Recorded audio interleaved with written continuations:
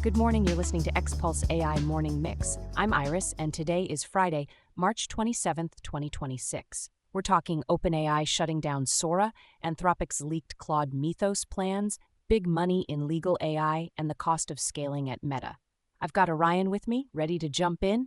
Ready, let's do it. Wired reported on March 25th that OpenAI is discontinuing the Sora video app and shutting down the Sora API. What's the headline here? What exactly is being turned off? Two things. The consumer-facing Sora app is going away, and the developer and studio-facing Sora API is being shuttered too, about 6 months after launch. Wired frames it as OpenAI tightening product focus ahead of a planned IPO, with more emphasis on a unified super app around ChatGPT, Codex, and enterprise tools. For teams that built workflows on Sora, what happens now? They lose a stable integration point, which is the bigger deal than the app itself. Studios and toolmakers that wired Sora into pipelines now have to pause, migrate, or renegotiate around whatever replaces it. It's also a signal. OpenAI wants fewer surfaces to maintain and tighter control over where video generation shows up. So, pour one out for the Sora demo reel. Do you think the tech disappears or just moves? More likely it moves. If OpenAI is building a single front door, video becomes a feature inside that door, bundled with chat, code, and enterprise controls, rather than a standalone platform with its own ecosystem. Fortune reported on March 26 that Anthropic acknowledged it's developing and testing a new model called Claude Mythos, after draft materials leaked from a publicly accessible cache. What do we actually know? Anthropic says it's real and being trialed with early access customers.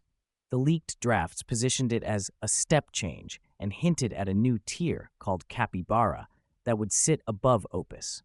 The same materials also referenced heightened cybersecurity concerns and a cautious, limited rollout approach. A model leak is messy. Does the step change wording tell you anything, or is it just marketing? It's vague, but the tiering change is meaningful. If they're adding a level above Opus, they're carving out an ultra-premium lane, either for higher compute, more reliability, or specialized capability.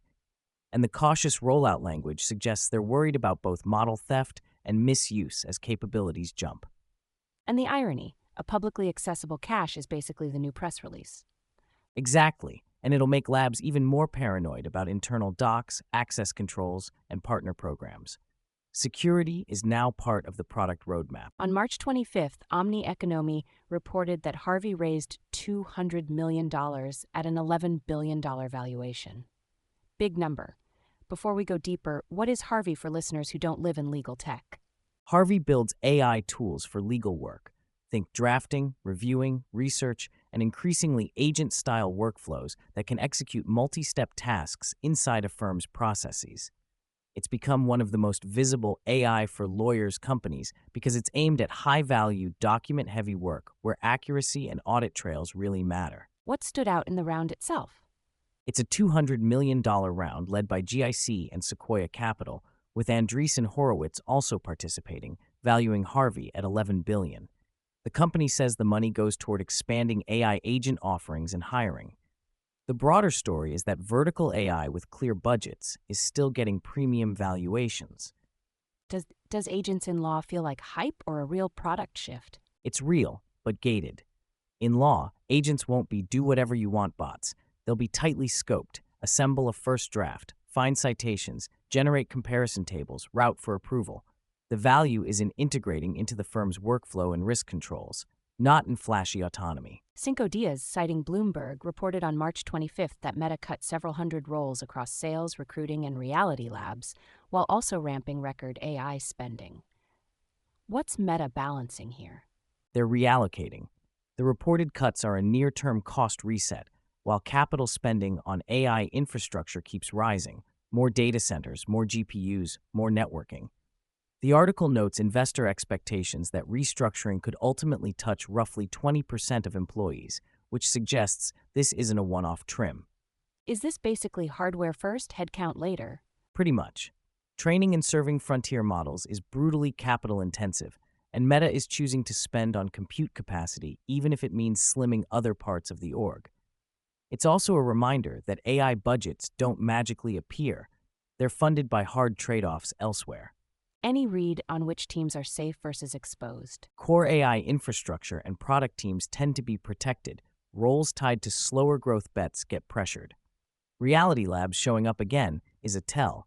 Meta is still spending on AI, but it's being pickier about everything that isn't directly compounding that investment. Associated Press reported on March 26 that a federal judge temporarily blocked the Pentagon from branding Anthropic a supply chain risk. What happened, and why does that label matter? Anthropic sued, and the judge granted a temporary block, so the Pentagon can't apply that designation right now. The label could have restricted use of Claude across federal agencies and defense contractors. At the center is Anthropic's stance on limiting certain military and surveillance uses for safety reasons. So this is less about model quality, more about governance and control. Exactly. It's a tug of war over who decides acceptable use, the vendor's policy or the government's operational needs. If the Pentagon can pressure vendors via procurement labels, that shapes the whole market.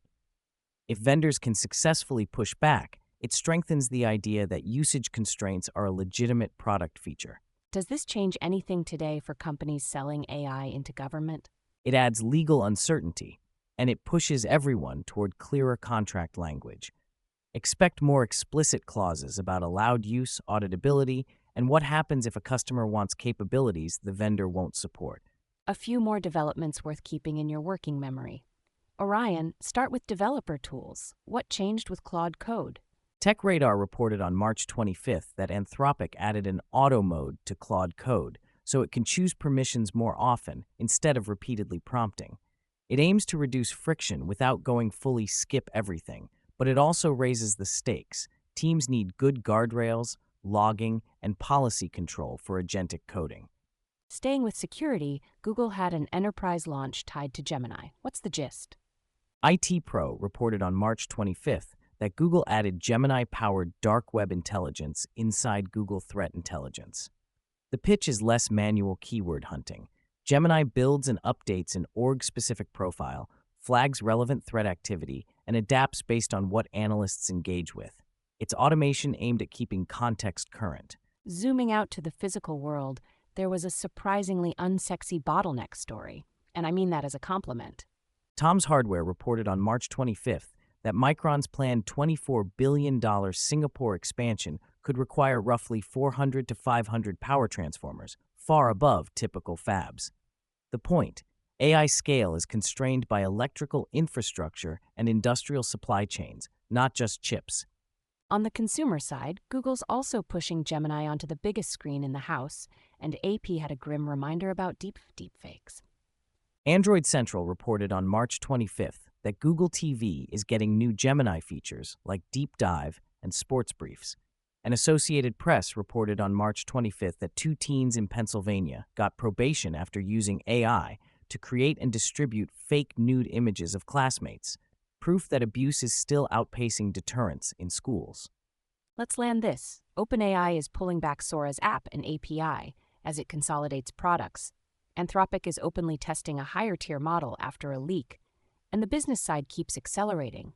Harvey at $11 billion, Meta reshaping headcount to fund AI infrastructure. The through line is consolidation and control. Fewer platforms, tighter rollouts, more policy and security baked in. Capability is rising, but so is the premium on reliability, governance, and the physical infrastructure underneath it all. If this helped you stay ahead, send it to a friend or coworker who's drowning in tabs. That's the easiest way to support the show. Thanks for listening to XPulse AI Morning Mix. I'm Iris. And I'm Orion. Talk to you next time.